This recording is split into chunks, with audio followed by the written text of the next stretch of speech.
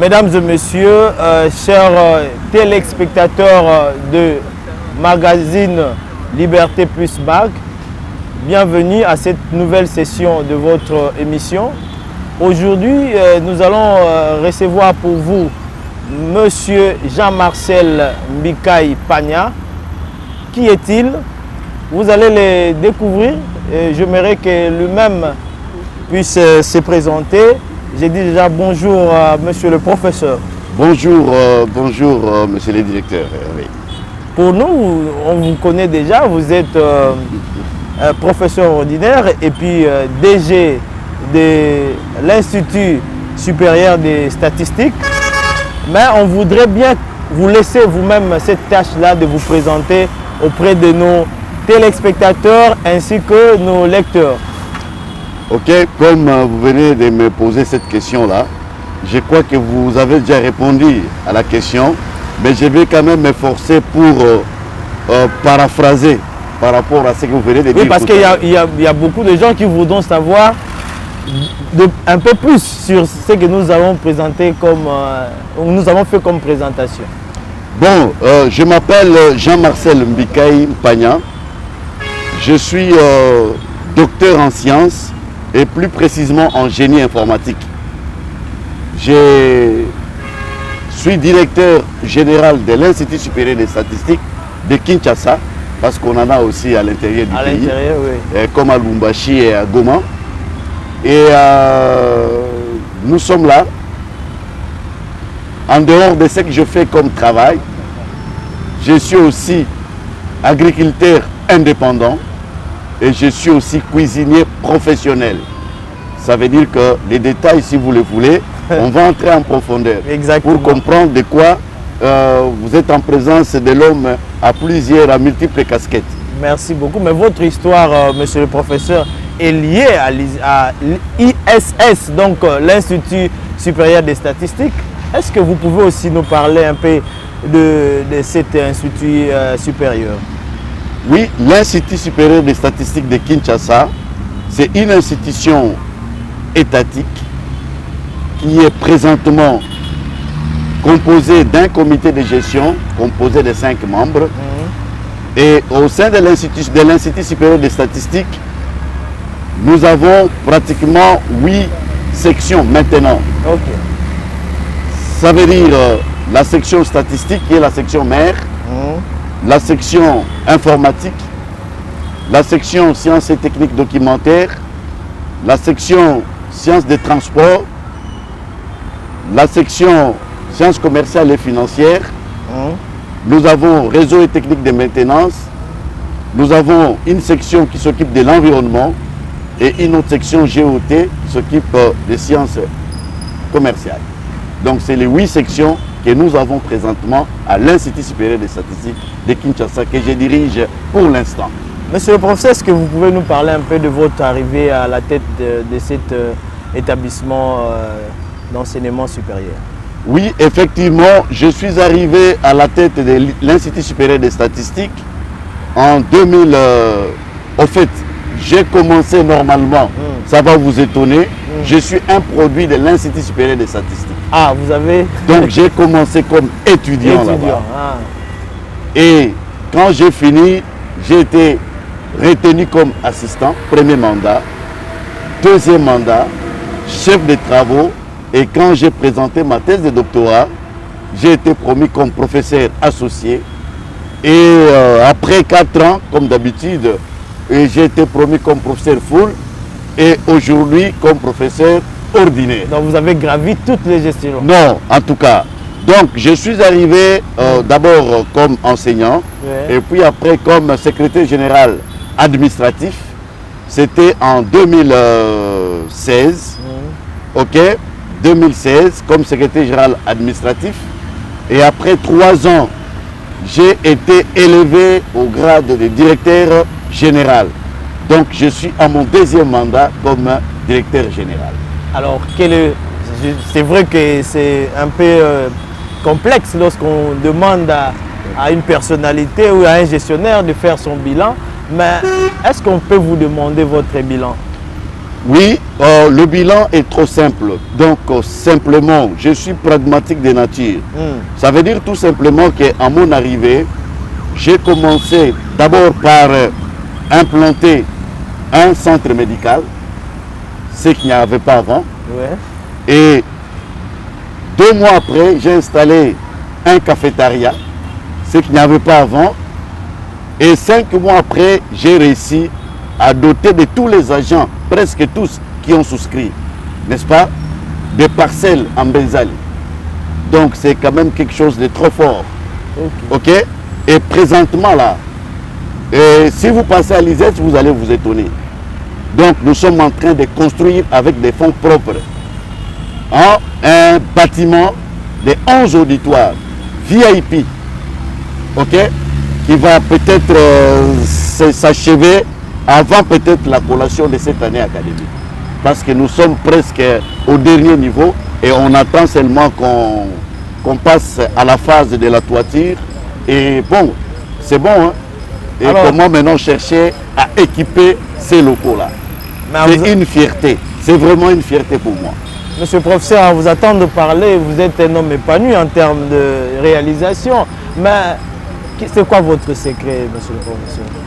Bon, mon secret, c'est que, au fait, quand je dis ça, beaucoup de gens ne comprennent pas.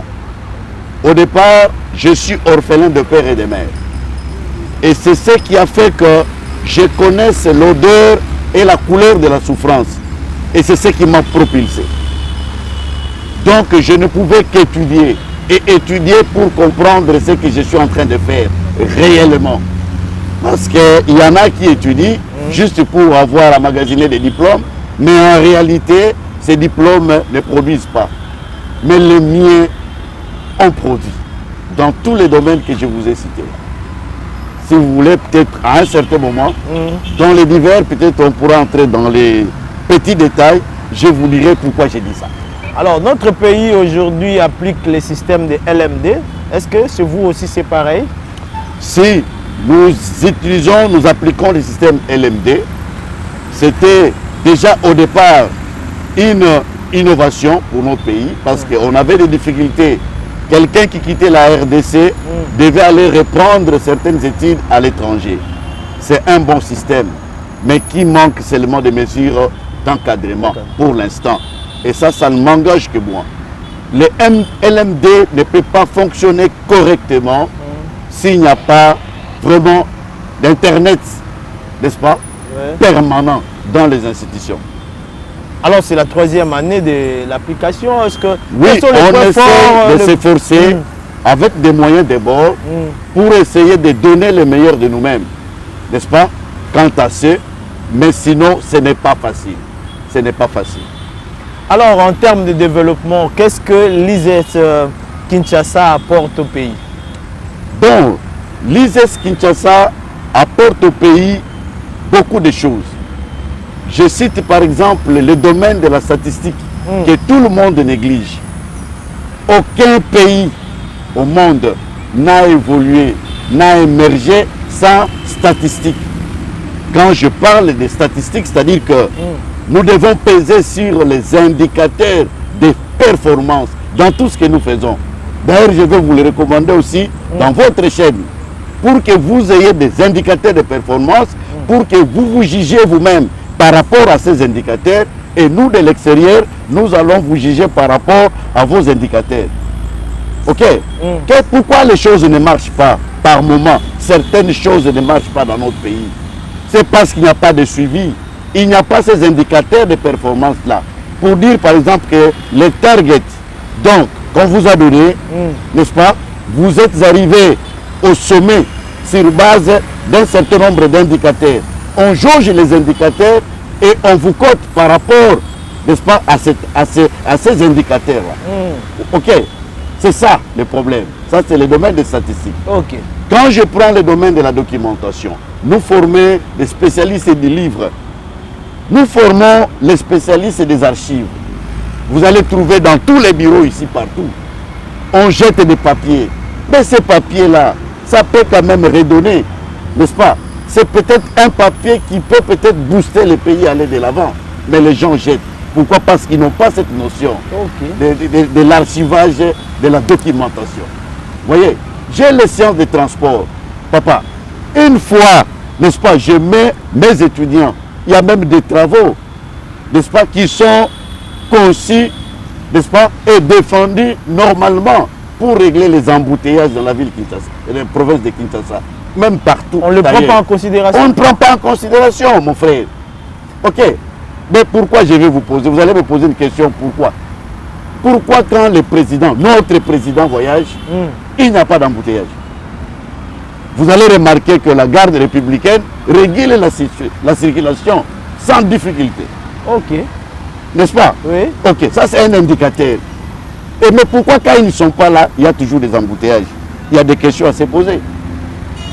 Vos étudiants ont quand même je vous dis, proposé des quand solutions. vous prenez mes étudiants, n'est-ce pas, pour aller au-delà, vous les associez avec les étudiants de l'ESAI, parce qu'ils font l'urbanisme. Vous voyez ça? Ils connaissent la cartographie du pays, de chaque province. Il y a moyen de suggérer des solutions, comment trouver des voies et moyens, des pistes pour aller. Et nous avons les FACIC qui est là pour divulguer l'information. Vous comprenez?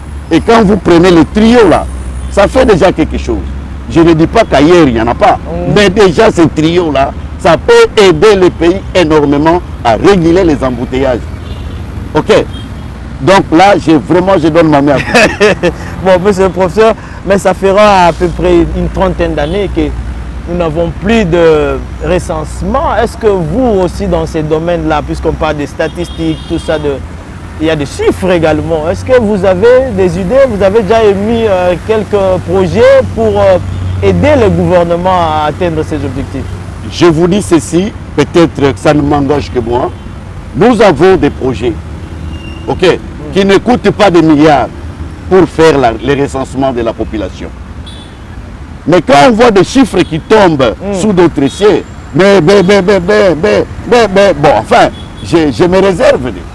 Nous avons des projets chiffrables avec nos experts statisticiens, avec l'Institut national des statistiques que vous connaissez, n'est-ce pas, qui est sous la tutelle du ministère du Plan. Il y a lieu de faire quelque chose, vraiment. Parce que malgré tout, même quand le blanc là arrive, même quand les étrangers arrivent pour nous aider à faire ce travail, sincèrement, ils recourent toujours à nous pour la matérialisation. Vous comprenez ça? Donc il faut des choses comme ça. Il faut que l'information circule. Ok, nous avons tenté une fois de faire circuler cette information. Et là, peut-être, comme nous sommes dans une émission, sincèrement, par les ricochets d'un haut responsable, on a fait parvenir, n'est-ce pas, notre projet au niveau, n'est-ce pas, au top niveau de la hiérarchie du pays. En fait, je vais dire à la présidence, mais ce projet-là a été détourné, n'est-ce pas? Ce projet-là a été détourné, ou soit je ne sais pas. En tout cas, c'est dans les oubliettes jusqu'aujourd'hui. Mais qu'est-ce qu'on recherche? Monsieur le professeur, c'est notre deuxième étape de cette émission. Il y a un adage populaire qui dit « Si vous ne vous occupez pas de la politique s'occupera de vous ». Est-ce que vous partagez cet avis? Oui, effectivement, je partage cet avis parce qu'à un certain moment, on était à l'écart. Mais quand on a compris que, en restant ce que nous sommes, à un certain moment, on ne sait pas aider notre primogéniture à évoluer. C'est vrai, aujourd'hui, vous allez me voir, vous me voyez ici chez vous, je peux trouver peut-être un poulet pour manger, mais est-ce que ce poulet-là va continuer jusqu'à ma primogéniture? C'est ça le problème. Donc, quand nous disons ça, c'est-à-dire que nous devons nous occuper maintenant aussi de la politique. Raison pour laquelle vous m'avez invité, je suis là. Donc, je suis là pour la politique. Maintenant, je m'occupe aussi de la politique pour aider nos confrères, pour aider, n'est-ce pas, la population, pour aider les pays à émerger. Alors, il y a ceux qui voudront savoir, vous évoluez dans quel parti politique ou dans quelle formation politique? Formellement, j'évolue à l'UDPS depuis pratiquement 1997. Ok, ma première carte, je l'ai eue en 2003. Donc, allez-y comprendre quelque chose. Mais il y a ceux qui disent qu'à l'IDPS, il n'y a pas d'intellectuels, il n'y a pas une crème intellectuelle. Mais vous, là, on sent que vous avez un niveau très élevé. Mais vous venez de me poser la question. Je suis professeur ordinaire. Je suis cadre de l'IDPS. Est-ce que si on cherche des gens, des personnes pour aller travailler, n'est-ce pas? Est-ce que je dois encore me pointer parce que j'ai déjà un travail? Non. C'est ainsi qu'on ne s'affiche pas. Mais quand on comprend que les gens que nous déléguons, par moments certains, n'est-ce pas, n'atteignent pas les objectifs, les racinés, c'est ainsi que nous voulons, en tout cas, qu'on revoie quand même les choses. Ce n'est pas qu'on va tout renverser, mais qu'on essaye quand même d'aider nos autorités, n'est-ce pas, à matérialiser, à faire quelque chose de bien pour la population congolaise. Et ce qui nous ramène maintenant à la question de la formation du gouvernement, c'est le deuxième quinquennat du chef de l'État. Quelles sont les réelles attentes du professeur Jean-Marcel Mbikaï Pagna? Et pour que notre président, ou soit notre gouverneur, Premier ministre, la maman Judith, réussisse son mandat, qu'elle ne voie pas tous les diplômes que nous avons, qu'elle voie d'abord un certain nombre de critères, la compétence, la probité morale, et comment? En fait, souvent je dis, pour développer un pays, ou pour travailler pour un pays, surtout quand nous, à l'IDPS, nous avons ce slogan-là, le peuple d'abord. Déjà de un, nous avons un président de la République philanthrope. Je veux dire un philanthrope, je peux expliquer parce que pour les gens qui ne comprennent pas tellement bien ce concept-là, c'est une personne qui aime les êtres humains. C'est une personne qui se donne encore pour régler les problèmes de ses semblables. Vous voyez, lui-même, c'est un philanthrope né. Et maintenant qu'il vient de nommer la première ministre, philanthrope né aussi, parce que de par son cursus, en tout cas, c'est une dame qui a quand même, qui a beaucoup, n'est-ce pas, qui a beaucoup de valeurs. C'est une dame qui a beaucoup de choses à donner à notre pays. Elle est philanthrope. Mais si on se retrouve aussi avec le Parlement des philanthropes, en tout cas, après peut-être une année, tous les Congolais vont sentir ces décollages-là. Okay. Parce que tous vont travailler pour l'intérêt de qui? De la population. Ok. Si vous vous retrouvez à l'hôtel au Rotana ou à Pullman en train de manger votre poulet, je ne sais pas à quel prix, mais donnez aussi l'occasion à la personne qui habite Mekao de manger ces poulets-là, n'est-ce pas, dans son coin. Si là-bas on vous appelle boss, qu'on appelle aussi ce monsieur la boss. C'est ça l'équilibre social que nous voulons rechercher, en tout cas pour les gouvernements qui vont venir. Madame la ministre trouve un projet déjà en cours. Il s'agit du projet de 145 territoires. Vous m'avez dit ici que vous étiez aussi agriculteur, indépendant. Vous êtes aussi, vous vous intéressez aussi de la cuisine, tout ça. Mais est-ce que vous avez des avis pour un peu booster ces programmes qui, il faut le dire, marchent à pas de tortue? Oui, mais par rapport au programme de 145 territoires, je suis parmi les activistes, les gens qui prient jour et nuit pour que ces projets réussissent. Ça veut dire quoi? Ça veut dire tout simplement que nous avons déjà, à partir de la base, des secteurs, des regroupements, et vous remontez vers les territoires, les districts, ainsi de suite. Et tout ça, quand vous combinez, ça forme tout un pays. Ok. Le projet de 145 territoires, déjà au départ, si on commence le développement dans ces couches-là, n'est-ce pas, les couches inférieures, n'est-ce pas, c'est pour éviter seulement la sédentarisation de la population. Vous comprenez ça? Ça veut dire que chaque peuple doit se sentir heureux là où il vit. C'est ce qui va éviter comme un premier impact, n'est-ce pas? N'est-ce pas? La stabilisation des déplacements de la population. Donc ça va éviter l'exode rural. Vous comprenez? Ça c'est le premier impact. Et quand il y a déjà cette émergence, ça va créer un autre axe où déjà les gens qui vont travailler pour leur secteur, ils vont chercher à avoir des écoles. Il y aura émergence de ce côté-là. Et quand il y a des écoles, l'État va s'approcher aussi pour qu'il y ait quoi? Pour réguler, il y aura aussi activation pour la construction des édifices, des édifices territoriaux. Vous voyez ça? C'est une chaîne. Maintenant, pourquoi ces choses souvent échouent? Ça échoue parce que le commandement vient d'en haut. Pourtant, quand on commande d'en haut, on ne sait pas placer les indicateurs de performance jusqu'en bas. Okay. Mais quand le traitement commence en bas, ça remonte. Quand vous dites que ça commence en bas, quels sont les acteurs, oui, les animateurs qui doivent s'occuper de cette... les acteurs, c'est que facilement, la réalisation de ces projets. De la réalisation, c'est la population. N'est-ce pas? Les bases. Pourquoi les gens fuient, par exemple, plutôt Chilengi, pour aller venir à Kinshasa? Pourquoi les gens fuient Tchela pour venir à Kinshasa? Vous voyez, il y a quoi? L'exode rural. Ce n'est pas bon. Et nous, à Kinshasa, nous faisons quoi? Nous avons tendance à aller en Europe. Est-ce que c'est là où il y a la vie? Je ne pense pas. Vous voyez ça? Quand je dis, on dit, bon, on doit implanter les écoles dans le secteur tel. La décision vient d'en haut. C'est la ligne maîtresse. Mais est-ce que ceux qui sont là sont impliqués à ça? C'est un problème. C'est là où il faut définir les indicateurs de performance. Que nous le voulions ou pas, il faut concilier tout le monde. Les églises, n'est-ce pas? Les ONG, pour arriver, n'est-ce pas, à matérialiser tous ces projets-là. Quand je dis ça, c'est pourquoi. Moi, nous avons une fondation, la fondation Bikaï, je sais, vous le savez. Ouais. Nous œuvrons sur 3 secteurs clés.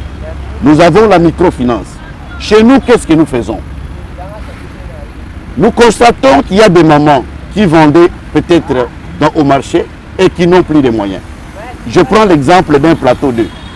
Le plateau d'œufs coûte pratiquement en moyenne de 14 500 à 16 000. Si j'ai dit, maman, je sors 150 000 francs congolais de ma poche, je leur donne.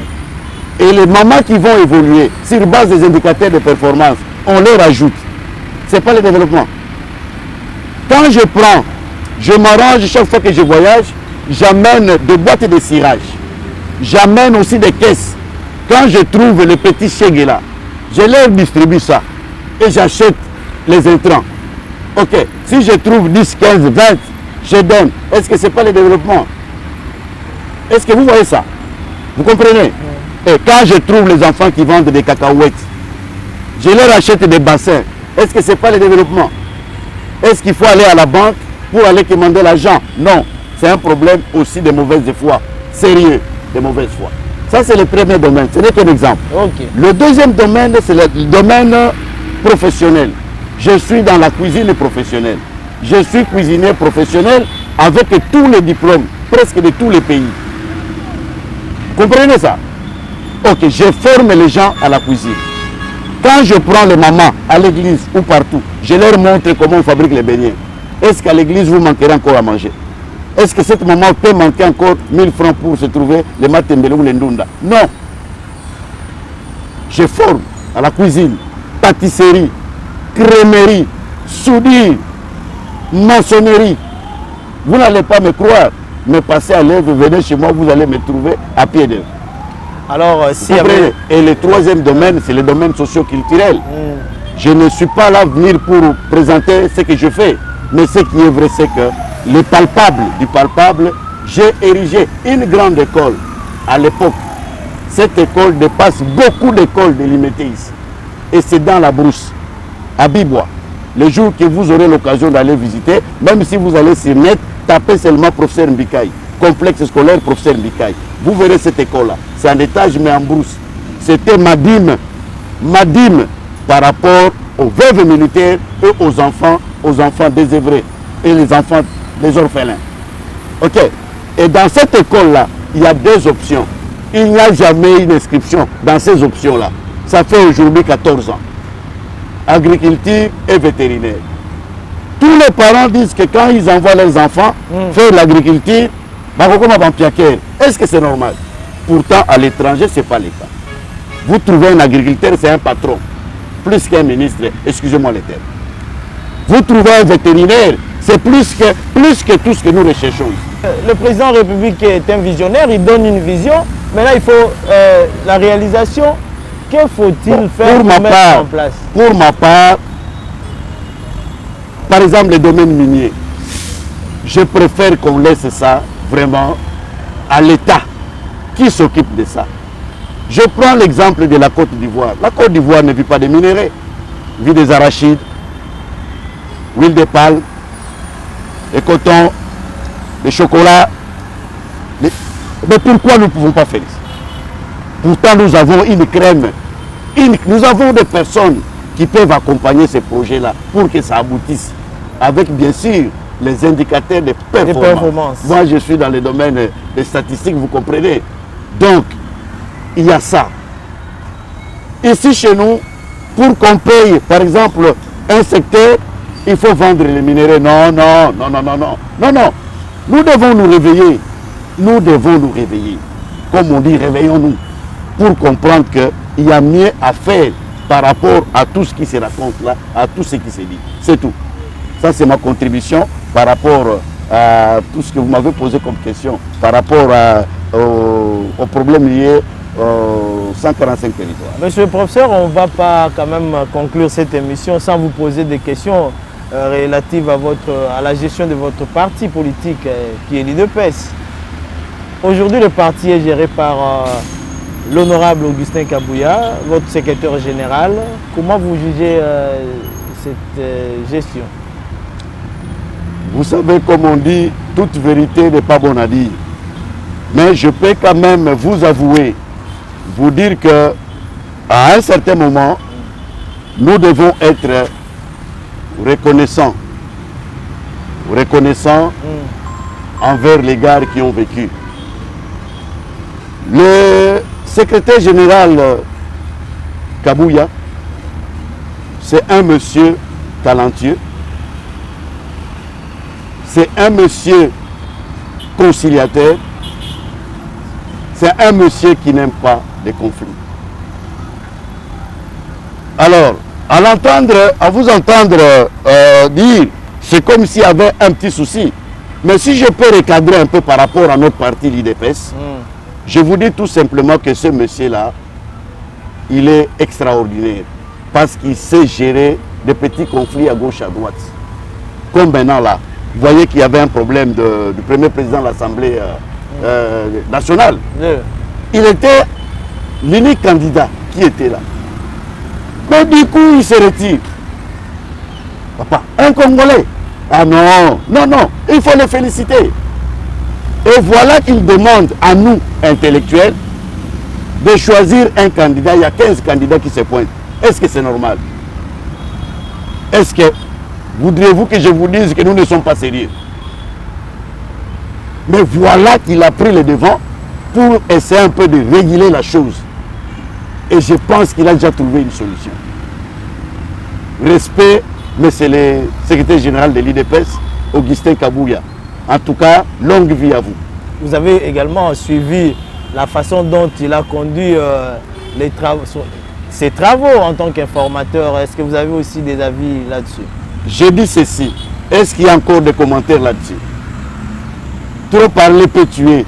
Avec 450, aujourd'hui la majorité compte 450 députés. Si je continue à le dire, on va dire que je suis en train de faire la publicité de mon boss. Nous les laissons tranquilles jusqu'à ce qu'il va terminer son travail. Merci, monsieur. Encore une fois, coup de chapeau, mon CG.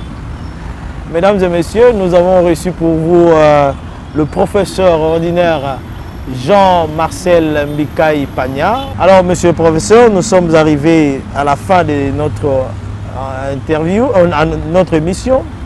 Est-ce que vous pouvez regarder la caméra et s'adresser au peuple congolais, à plusieurs combattants qui vous suivront à travers cette émission?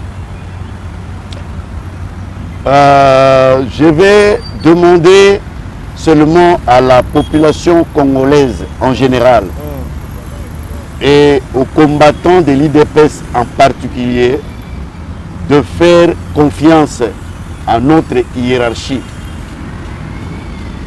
Ce n'est pas facile dans un contexte de la guerre, n'est-ce pas, que le pays retrouve son autonomie totale.